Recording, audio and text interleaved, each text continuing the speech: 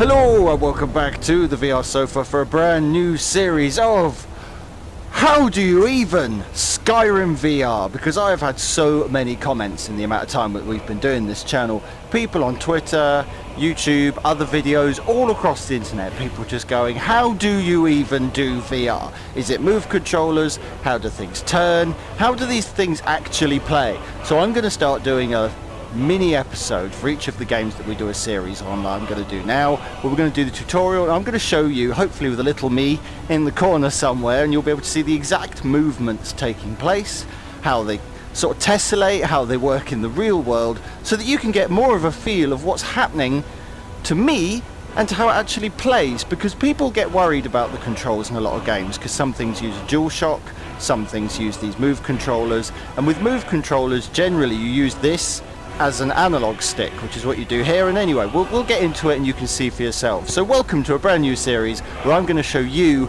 how to VR. So to start with, we're going to be dealing with some of this crazy movement that people seem to have their trouble getting their heads around. If you're using a DualShock, obviously you would have analog sticks, but we don't have analog sticks. We use our hands and our head because we are real people. So if I want to walk that way, I just put my controllers wherever I want and I hold the thumb button, and that's just walk, and that makes you walk forwards. If I'm already holding my hand like this and I press it, I still walk forwards. If I hand it like this and I press it, I still walk forwards. So it means that it's almost like a touchpad where you touch and drag your finger, and wherever you touch on the screen is the center point. So at no point are you sort of sat here thinking, oh, I have to drag left and right. It's not like that. I just sort of, whatever I'm doing, I would click, and then I would turn my hand like this, and that's how you sort of strafe. And that's how you turn, is by tilting your hand. It's a bit like using it as an analog stick in itself. It takes a bit of getting used to, but there's certainly no problems with it. And if you're not happy with that, then you do have the option to use teleport, which is this. I personally am not quite such a fan of this, but it actually works really well, and some people really do like it. It's certainly good for getting around quickly. And I do like the fact that you can obviously block all of this off. I film in such a way that you get the whole screen in as much higher def as possible, so you can get the full fidelity of what PSVR is able to accomplish, because the screens where people record straight off of the console, you have the round edges, it's a bit blurry, it's not great, and you're not seeing exactly what's being put into the headset.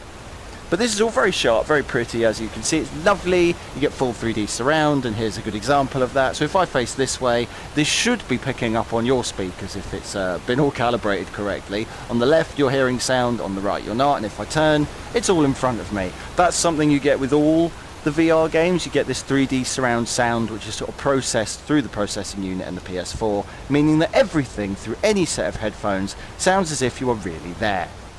For starters, let's get back to direct movement. So Dukane the Wizard can move and run and sprint, because sprinting is a bit like Minecraft. You double tap. You know, you get that tap once to walk, double tap twos to sprint, and that's really good, and you get used to it really fast. Strafing's handy. You know, it's really lovely, and it's not that hard to get your head around once you've got to grips with it. Next, you have your options of how you want to turn. Lots of people get a bit motion sick when they're sort of rotating in video games. Video games. Here in Skyrim VR, you have the same issue, but they've given you the option to have snap turning, where you rotate like this in snapped degrees, or if you have smooth turning, which is how Dukane the Wizard plays it. I will show you both. Snap turning, so you turn in, literally in chunks. I have tried playing like this, and it's actually really doable. So if you want to walk to the left, say, you'd point left, and you just sort of strafe left and right by pointing your hand roughly in that direction, and off you go.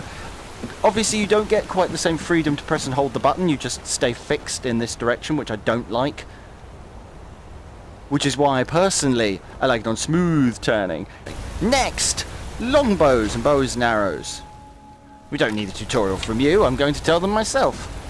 If you are curious, this is my right hand, this is my left hand. My left hand and my right hand are pointing upwards at the moment, as you can now see hopefully down in the corner. So you get a general idea of how you're putting it together. So you put your right hand upwards, put that one there as you would think that you sort of would in real life. You can tilt one hand and leave your other hand still, and it won't sort of let go of the arrow. Things like this happen in a lot of games, and you'd think it would be really, you'd think it would break the immersion, but for some reason it really helps you to sort of keep your aim on what you're doing. So if you want to aim there and then suddenly there's something over there, you can just tilt your hand and fire, and it doesn't like ping out of your hand because suddenly the arrow isn't actually where your other hand is. These are small things that you'd think would be very difficult, but you very quickly get used to them.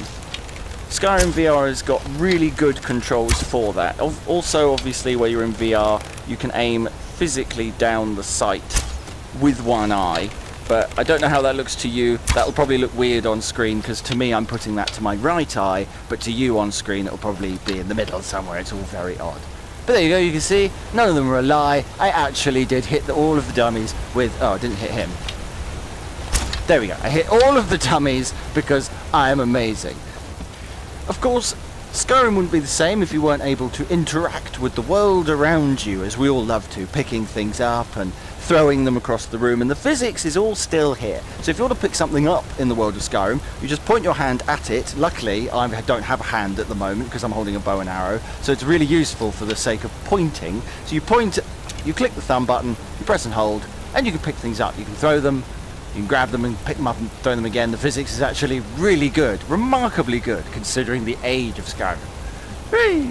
You can throw things, make a mess, all of that stuff still counts. No more fun to be had in Skyrim than having a shout at a table covered in a wonderfully laid dinner service and watching the plates fly into oblivion.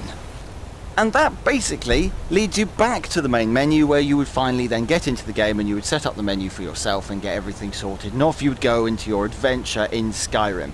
If you want to use swords and things, those sorts of rules are exactly what you would expect, the same as the bow and arrow. You have a sword on this hand, sword on this hand. All of those sorts of things vary game to game. Obviously, if you're getting into Skyrim, then you sort of know what you're getting into in terms of what weapons you're going to be involved with. But the way that different things operate and the way that things work in VR can be quite daunting. But don't let that put you off. Skyrim VR is really easy to get used to, and a lot of VR games are a lot easier to get used to than they seem. So go out there, play more VR, get involved, have fun, and get immersed.